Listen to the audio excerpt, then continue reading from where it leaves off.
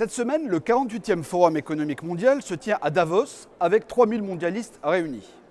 Cette grande messe ultralibérale permet aux lobbyistes, industriels, financiers et d'avocrates en tout genre du monde entier de se rencontrer et de planifier les grandes questions économiques du futur, mais à l'insu des peuples. Pour la petite histoire, sachez que le coût moyen par invité pour assister 3 jours à ce sommet de l'argent roi dans des montagnes suisses est de 350 000 €. Vous avez bien entendu. Chaque démocrate dépense ainsi le salaire annuel net de plus de 25 employés payés au SMIC. Pour chaque participant de Davos, c'est l'équivalent d'une PME florissante qui part en fumée. Quant aux 70 chefs d'État et de gouvernement présents à ce sommet du secteur privé, les Merkel, Macron et autres Juncker, ils viennent recevoir leur feuille de route politique de la main des multinationales et des banques privées mondiales.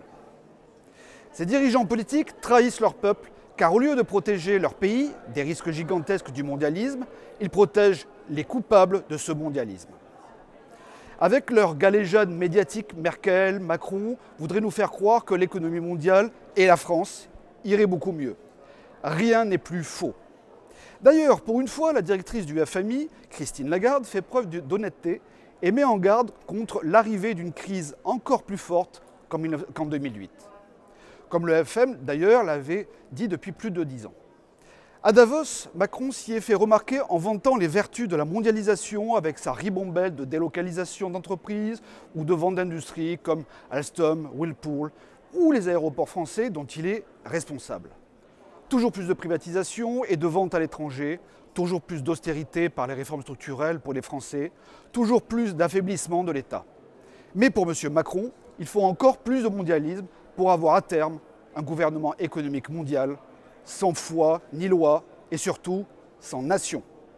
Il est clair que le président de la République Macron ne travaille pas pour la France, mais pour le 1% de l'élite mondialiste. Cet avocat d'affaires de la banque Rothschild, spécialiste en fusion et acquisition de sociétés, est bien un homme de Davos. Macron est un davocrate. Il est même fier de ça.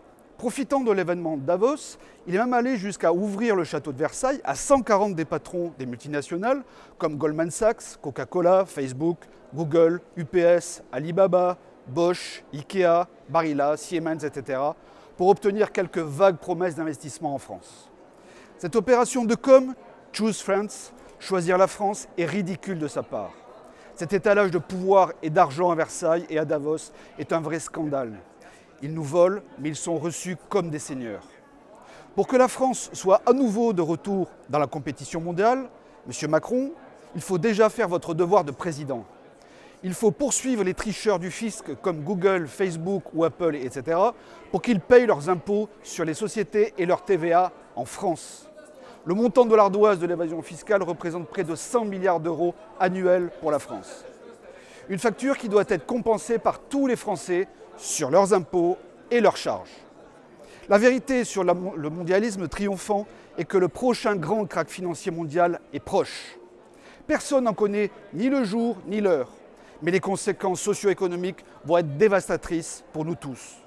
C'est pourquoi le Front National refuse de communier dans la religion de la cupidité mondialiste. Vos élus Front National travaillent au Parlement européen comme au niveau national à la sauvegarde des intérêts de la France contre les forces mondialistes. Non à la démocratie directe des multinationales sur la France. À bientôt.